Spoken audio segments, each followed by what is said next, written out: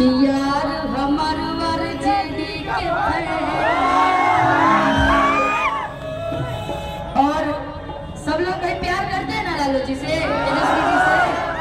कौन कौन करते हैं? हाथ उठा के बताओ। कि बड़ाई कितना हो, बड़ाई कितना, कि बड़ाई कितना हो, बड़ाई कितना, तो हम तेजस्वी जी के करी हो बड़ाई कितना, हम तेजस्वी जी के करी हो बड़ाई कितना, बड़ाई कितना हो, बड़ाई कितना,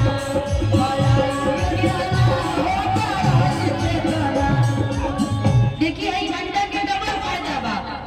यदि होने से वो झंडा हिलाई ना तो पावर भी दिखी, और जितना झंडा होने से पंखा के हवा भी हमें सके मिली, रघुआ मिली। तो ये झंडा हिला के पूरा साल के बाद हम सके। हाँ मिलत रहे कि बड़ाई कितना हो, बड़ाई कितना, बड़ाई कितना हो, बड़ाई कितना, वो तेजस्वी जी के करी हम बड़ाई कितना, वो तेजस्वी जी के करी हम बड़ाई कितना, आई जी दिलर जी के करी हम बड़ाई कितना, आई जी दिलर जी के करी हम बड़ाई कितना।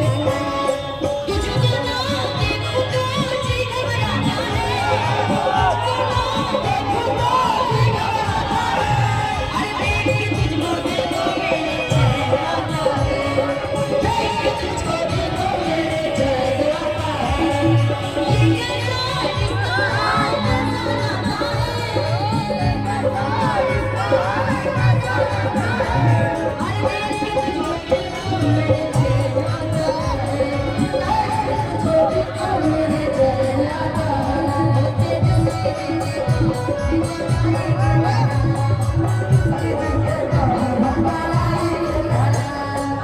सबरे गरीब बन के आन बान शान हो,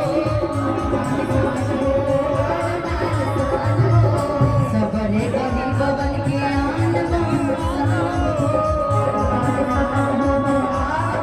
शान हो, अपना बिहार के बनोले सम्मान हो, अपना बिहार के बनोले सम्मान हो, अपना बिहार के बनोले सम्मान हो,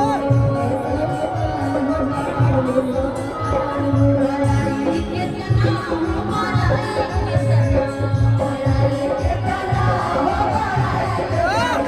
बड़ाई कितना, बड़ाई कितना हो, बड़ाई कितना, बड़ाई कितना हो, बड़ाई कितना, जितेंद्र जी के करी हम बड़ाई कितना, जितेंद्र जी के करी हम बड़ाई कितना, हो तेजस्वी जी के करी हम बड़ाई कितना।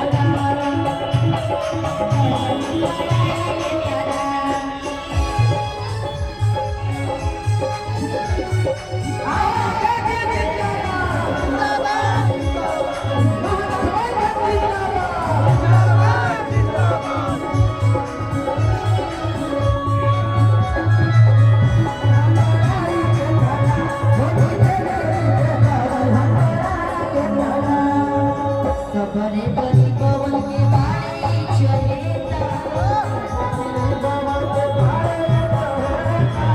सबरे जनता के बाड़ी चलेता,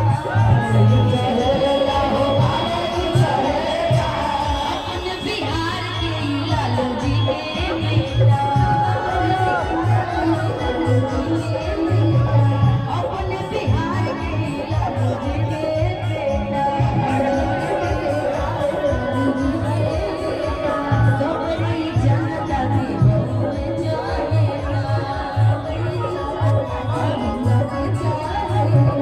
सबरी जनता के बहुए चाहेगा, अपना बिहार के लालू जी के। आज सारण जिला में अपने छपरा में जितने भी लोग उपस्थित बने, जितेंद्र राय भैया के माध्यम से आप सबके हार्दिक अभिनंदन स्वागत। एक बार जोरदार ताली जितेंद्र राय भैया के लिए ताली बजा दीजिए। और ये अपने छपरा के लिए आन बान शान की बात कि भैया अपने छपरा से है, और साथ ही साथ उपस्थित जो झंडा दिख रहा है ना भाई, एक बार झंडा को इसे हिलाइए तब पता क्या बात है, क्या लाइक है। चश्मा लगाइए ना सर, कवर देते हैं ना भाई।